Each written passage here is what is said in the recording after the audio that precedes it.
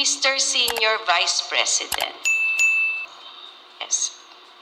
Are you also a doctor or a lawyer or an engineer or architect? Your Honor, I am not a lawyer. I am a certified public accountant and has a doctorate degree in human resource, Your Honor. How long have you been with PhilHealth? sir? Your Honor, this is my 24th years, 23rd years with PhilHealth, Your Honor. So you have the you're the institutional memory of PhilHealth. You should be preserved. Thank you, Your Honor. Nasaan yung pondo? Binigay na ba sa inyo ng treasury? Your Honor, on existing fund. Magaling din si Mr. Renato Lemsiaco Jr. pero nahirapan talaga idepensa ang PhilHealth. Bakit kasi mga kongreso hindi binigyan pondo ang PhilHealth? Dinero subsidy. Ito ngayon sa Supreme Court ng bola. Of the corporation, Your Honor. So you will still depend. And up to now, you are depending. Yes, po, From Your the very start, you have been depending on the national government subsidy, right? Yes, Your Honor. All right. So without the national government subsidy, would you have collapsed? And according also to the findings of COA, the 60-day run-around period has not been complied with. Your Honor, there are instances, Your Honor, that claims filed paid beyond 60 days, Your Honor. But, Your Honor, I would like to state, Your Honor, that majority of the claims, I have the figures, Your Honor. Yes, we'll see I just about want to see that one.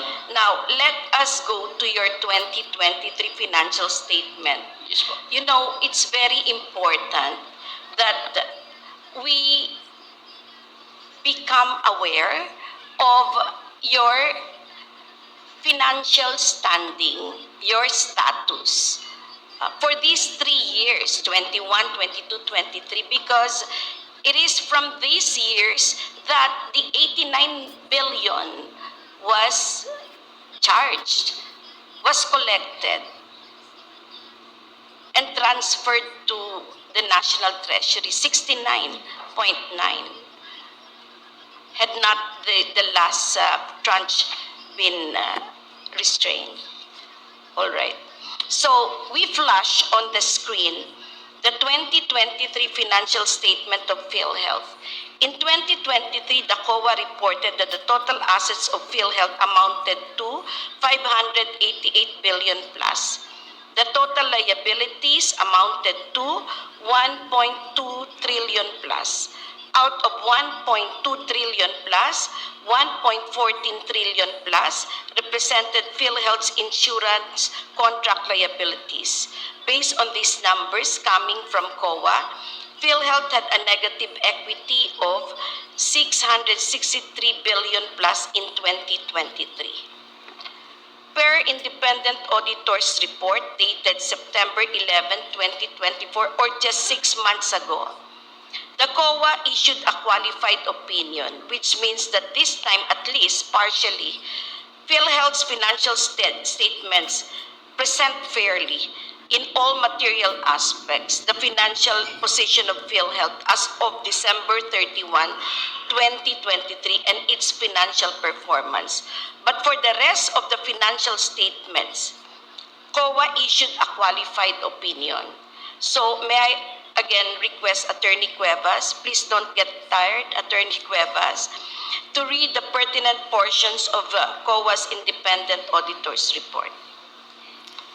I quote, "The faithful representation in the financial statements for insurance contract liabilities or ICL amounting to 1.150 trillion pesos and 266.873 billion pesos for calendar years 2023 and 2022 respectively cannot be ascertained due to the following factors.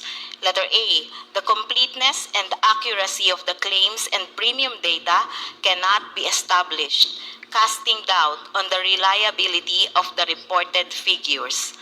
Letter B, the evaluation of the calendar year 2023 Actuarial Valuation Report intended to assess the adequacy of the ICL revealed inconsistencies and irregularities that affects its reliability and validity to third parties. Letter C, the use of different measurement bases for the provision for ICL diminishes the comparability of information in the financial statements, hindering the users from making informed economic decisions. And letter D, the absence of reasonableness test on expense loading further undermines the reliability of the ICL account in the financial statements, which are inconsistent with Philippine accounting standards, Philippine Financial Reporting Standard, and revised conceptual framework for financial reporting. Unquote. Thank you, Attorney Cueva. So in fine, again, 1.15 trillion plus ICL for 2023 was misstated according to COA. And more likely than not, if correctly reported, would have been bigger. So Attorney Cuevas, please continue reading the COA's report. And I quote, the presentation and disclosures of provisions and contingencies are not in compliance with the minimum requirements of the Philippine accounting standards due to the following issues. Letter A, provisions and contingent liabilities for appealed benefit claims are not adequately presented or disclosed in the financial statements due to an insufficient monitoring and reporting mechanism, resulting in the misstatement of accrued benefit claims, payable, and provision for health benefits incurred but not reported by an unidentified amount. And letter B, contingent assets arising from outstanding legal cases are improperly disclosed in the notes to financial statements due to the lack of policy on specific classification criteria for estimating the outcome of the inflow of economic benefits. Thank you, Your Honor. Thank you, Attorney Cuevas. I cannot thank you enough. According to COA, there are multiple unreported transactions. Hence, we can say that if all the transactions were reported, the total liabilities of COA would have been significantly greater than the reported figure. In sum, COA was saying that the records made available to it pertaining to the reported transactions being incomplete cannot be the basis of an accurate audit of the total liabilities of PhilHealth because again, there are numerous unreported transactions. So for the last time, Attorney Cuevas, may I request you to read the other observations of COA? In preparing the financial statements, management is responsible for assessing the PhilHealth's ability to continue as a going concern, disclosing, as applicable, matters related to going concern and using the going concern basis of accounting unless management either intends to liquidate the PhilHealth or to cease operations or has no realistic alternative but to do so. Thank you, Your Honor. Thank you again. Right. So, Mr. Senior Vice President, yes. Are you also a doctor or a lawyer or an engineer or architect? Your Honor, I am not a lawyer. I am a certified public accountant and has a doctorate degree in human resource, Your Honor. How long have you been with PhilHealth? Your Honor, this is my 23rd years with PhilHealth, Your Honor. So you have the institution, you're the institutional memory of PhilHealth. You should be preserved. Thank you, Your Honor. Thank you, Your Honor. So, my question is, based on these COA reports, do you think PhilHealth PhilHealth still has the ability to continue as a going concern without aid from the national government?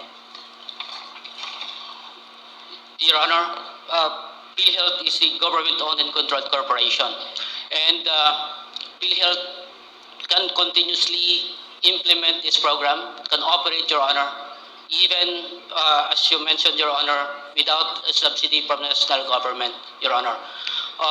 Of course, the subsidy of the national government is very important, Your Honor, for the expansion of benefits, and of course the expansion of beneficiaries already given by Republic Act 11223, Your Honor. Are you telling the court that never has the national government rescued PhilHealth?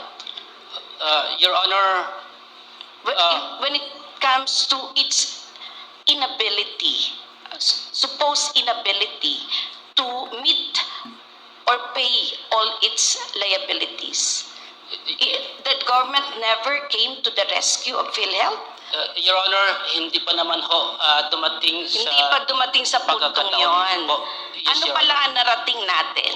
Your Honor, PhilHealth continuously implement its program, and our board, of which kasama po the national government, we have the DBM, we have the Department of Finance, and other government agencies, Your Honor, looking into the operations of the Yes, so corporation. no need to negotiate with the national government on subsidy because you are self-sufficient. Your Honor, on the self-sufficiency, Your Honor, again, the National Health Insurance Program, Your Honor, will be expanded, and the universal health care will be attained once mayroon ho, of course, subsidy from the national government, Your Honor. So you will still depend. And up to now, you are depending. Yes, po, From Your the very start, you have been depending on the national government subsidy, right? Yes, Your Honor. All right. So without the national government subsidy, would you have collapsed? Your Honor, if the expansion of benefit that made in the year 2024, Your Honor, ma-implement natin ng tuloy-tuloy, Your Honor, of course, kailangan natin ng national government subsidy, Your Honor. So we're looking forward, moving forward. Yes, Your Honor. But where you are standing now, your situation now, the present financial status of PhilHealth, do you need rescue from the national government? Your Honor, the status of the financial of PhilHealth right now, Your Honor, enough to cover the year 2025 operations, Your Honor. Oath. Yes, Your Honor. Yes. All right. That opinion, Your Honor, that is based on the financial record, Your Honor. even with the findings of COA, you will still insist that